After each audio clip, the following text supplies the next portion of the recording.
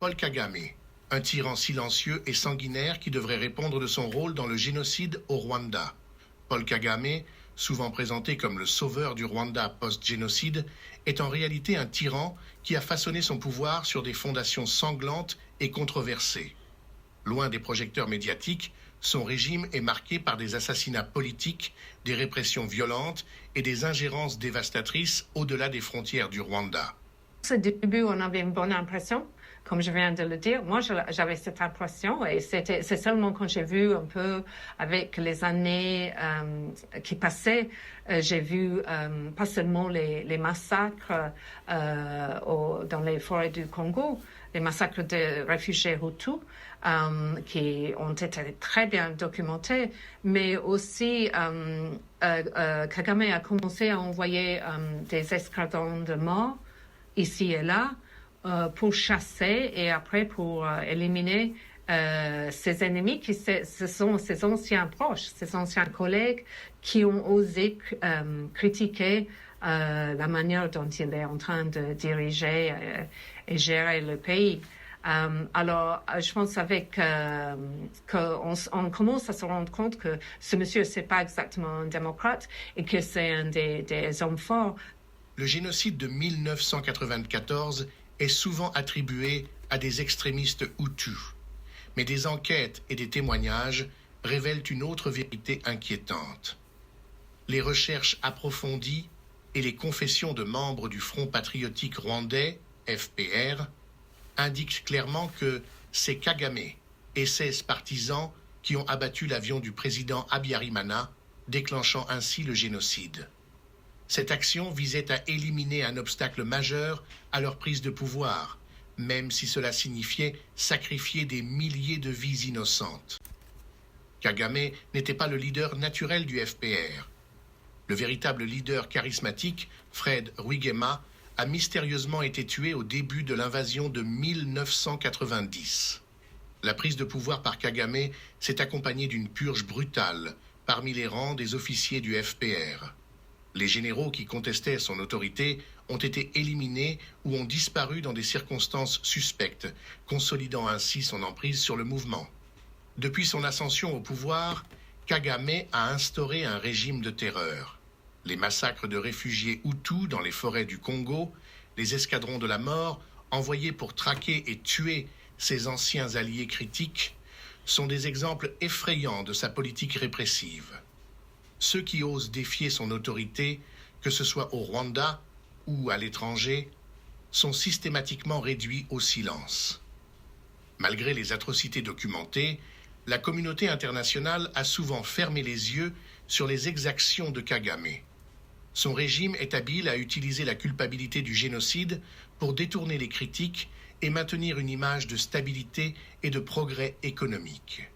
Cependant, derrière cette façade, se cache une réalité de dictature impitoyable et de violation flagrante des droits humains.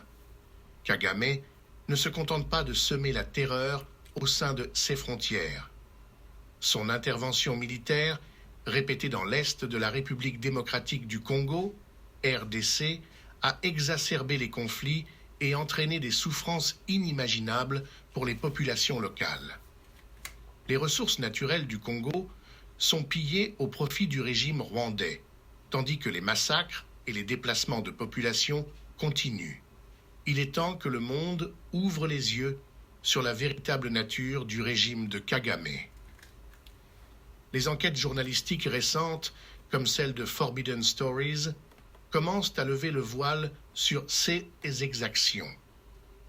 Cependant, il est crucial que la communauté internationale cesse de cautionner ce tyran sous couvert de stabilité régionale.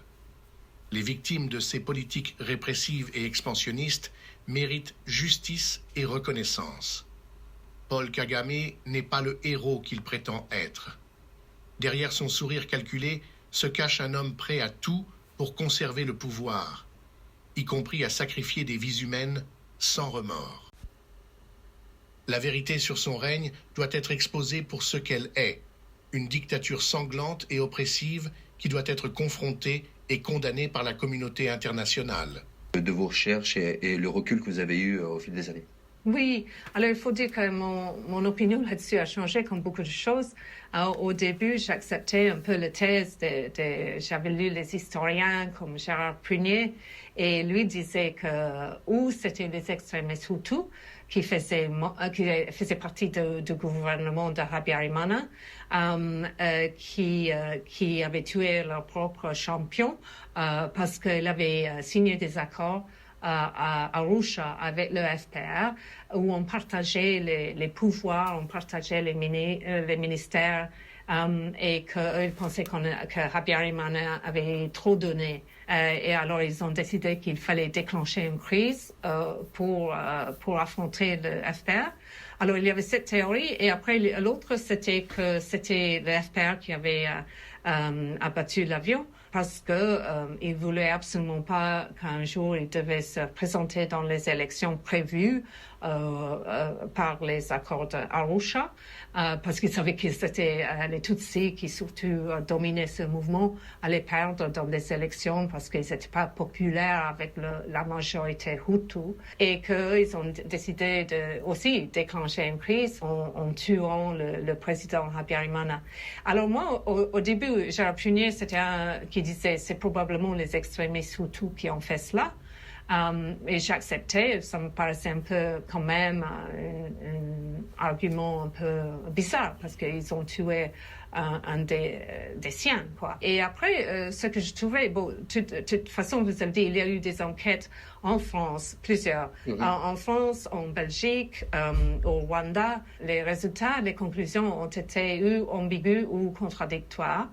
Et moi, je trouvais que quand je faisais mes recherches pour mon livre, j'ai interviewé beaucoup d'anciens membres du FPR, l'ancien chef des forces armées. J'ai beaucoup. Le protagoniste de mon livre, c'est l'ancien chef des renseignements à l'extérieur, qui est mort abattu par Kagame, et d'autres personnes, et l'ancien secrétaire général du FPR, Théogène Rudasingwa. Et ils me disaient tous la même chose, c'est-à-dire que c'est évident que c'est nous qui l'avons fait. On voulait mettre fin à la guerre civile en éliminant le chef. Et c'est ce qui se passe dans la guerre, non? Si on pouvait maintenant assassiner, par exemple, si Zelensky pouvait faire tuer Poutine, ou Poutine faisait assassiner Zelensky, ça serait la fin de la guerre en Ukraine. Alors, à la fin, je me suis dit, mais quand même, ces hommes-là, ils font un type de confession. Et pourquoi je vais continuer à leur dire « Ah non, moi je sais mieux que vous ». Alors moi j'ai tendance maintenant à penser qu'ils ont bien raison, et c'était la FPR qui a abattu l'avion. Suite à cet événement, que se passe-t-il? Tout de suite après, il y a eu le génocide. On a eu 3 mois, 100 jours de massacre avec la minorité Tutsi particulièrement ciblée. Mais aussi, il y avait des Hutus qui jouaient un rôle dans la politique, qui étaient considérés comme des réformistes, où ils étaient mariés avec des Tutsis, où ils hébergeaient et protégeaient des Tutsis. Alors, eux aussi se sont fait massacrer.